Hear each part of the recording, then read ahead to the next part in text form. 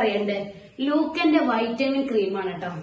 അപ്പൊ എന്നും രാത്രി കിടക്കുമ്പോ തേച്ചാണ്ട് രാവിലെ നമ്മ മുഖം കഴുകിക്കാണ്ട് വൃത്തിയാക്കട്ടോ.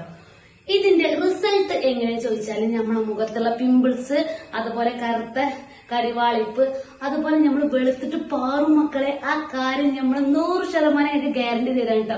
പിന്നെ പോരാത്തത് 9 ദിവസം കൊണ്ട് നമ്മളെ മുഖത്തുള്ള മാറ്റം നമുക്ക് വരും കേട്ടോ.